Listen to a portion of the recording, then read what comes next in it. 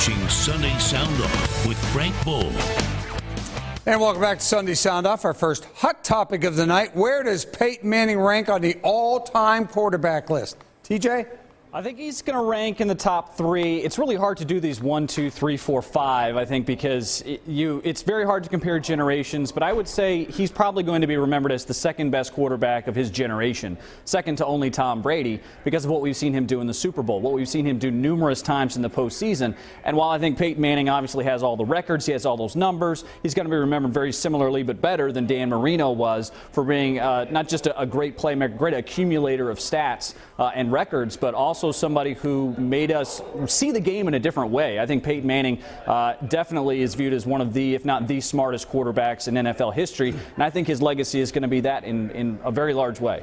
Stan, you're a historian in football. You love this game, especially pro football. What are your thoughts? Well, I think TJ starts at the right place. What about modern football? Tom Brady normally is considered more highly accomplished, but in championship games now Peyton Manning has won more games head-to-head. And you got Tom Brady with the same coach, Bill Belichick. In the 4 Super Bowls that Peyton Manning took his teams to, 4 different coaches. Yeah. Teams were not that great. He really brought them through, and now winning 2 Super Bowls, those 2 are nose to nose. We'll see what Tom Brady does with the rest of his career. But historically, I think you got to look at John Elway. He won 2 Super Bowls, but when he went to the first 3, his team was awful. He was a one-man show. Chiefs fans know it, and Chiefs fans also know about the other guy, Joe Montana. 4 Super Bowls. He came to the Chiefs as an old man and almost took us to the Super Bowl as well. You got it. Seren? I think Peyton Manning's in a discussion for either the number 3 spot, number 2 spot, or number 1 spot. Right now, I'd say it's Brady 1, Manning 2, Elway 3. I might put Elway back in front. I think Stan makes some great points there. But, the head-to-head, beating Tom Brady this year helps. But, some of Brady's wins early against Manning, Brady had the better team, and that's why they won. That was really, I think, the case this year. The defense of the Broncos carried him, but that's still part of the head-to-head record. So, for me, I'm going to put him at number 2 right behind Tom Brady. But, I'll take some time to digest it like Peyton Manning is digesting his career. And here's our second hot topic of the evening. Where does Cam Newton go from here? Stanley gets up in the middle of his news conference and storms out. He's supposed to be the new face of the NFL instead of being gracious, answering questions. You saw the interview. That's right. Cam Newton needs to grow up and be a full-time leader, not only when things are going well. Hey, there's no one as good as Cam Newton when he's playing at the top of his game. When everything's going well at Auburn, national championship. From Blinn Junior College to a national championship at Auburn, unbelievable. And a 15-1 record this year also, congratulations. But it's not always going to be easy. And a couple years ago, when Carolina struggled, he pouted. And he was an embarrassment, and he was pulling the team down. Everyone thought that was over until tonight. He lost, he pouted, and he acted like the same guy from a couple years ago. He's going to have to grow up and fight through things. They're not going to go 15-1. Even if they're a Super Bowl team next year, they're more likely to be a 12-4 team. Can he fight through those losses? He still needs to show much more intestinal fortitude, I think. Seren? Where does he go? Back to the outhouse. I mean, that's where he was. He was in the penthouse, once he was winning, and they were 17-1 and has the big game in the NFC Championship game. But now it's back to the outhouse. He is a child. He is a spoiled child, but he's only 20-something years old. That's a lot to put on a guy. I think there's still time for him to figure it out. I think he's figured some things out. But I think the problems and the frustrations and the immaturity of Cam Newton were all masked by a season where there was almost no adversity, like Stan said.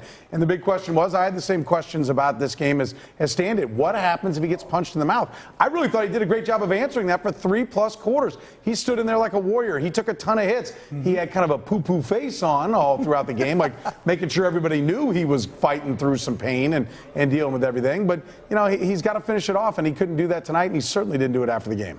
TJ? Well, I think Cam Newton came off as somebody he hates to lose. And I think a lot of the frustration that we saw publicly maybe came from one answer he gave in his post-game press conference. He talked about the things that they didn't do well. And he mentioned a lot of things, including him overshooting his receivers. But he mentioned giving up sacks. He mentioned dropping passes. I think he was very frustrated with his team more so than anything else. I think that he felt like he didn't get the support that they needed to win that game. And he's right about that. Does it come off bad? No, but I mean, I don't really care. We're talking about it. We're going to talk about it tomorrow. It's good for our business. But for Cam Newton's, it's probably not. He is going to have to respectfully answer stupid questions after the ends of losses. That's just how this works. And until he realizes that, he's going to continue to have these polarizing bad perception issues. All right, here's our final hot topic. Who is the one Chiefs free agent they cannot afford to lose? And they have a ton of free agents, Seren. Yeah, they do. And watching this game, it's clear that this was a flawed year in the NFL. And it's even more frustrating, I think, tonight as a Chiefs fan, because I think they could have won it. They were good enough if they were healthy. They were maybe good enough if they'd won that second game or that first game against the Broncos in week 2. And so now you try to put it back together. 6 starters or 5 or 6 starters on the defensive side and an important offensive lineman. I mean, there's a lot of work to be done. The one guy, Derek Johnson, I think he's the heart and soul of the run defense. I think that's what was different this year about last year. I think you got to get Derek Johnson back on this team. And I think he's also, price-wise, a guy you can certainly get the deal done with. All right, TJ, about 30 seconds for this. Derek Johnson, absolutely.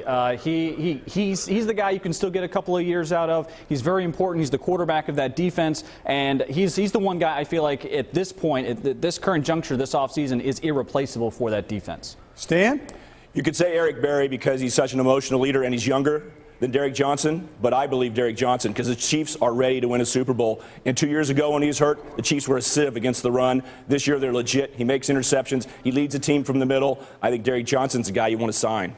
Yeah, they won't be able to sign very many of them, that's for sure. If they got to keep the cap space there, try to get some other people in there. It's going to be interesting to see what happens. Up next, we're going to get some final thoughts from the panel. It's their time to sound off on anything that's on their minds. You're watching Sunday Sound Off.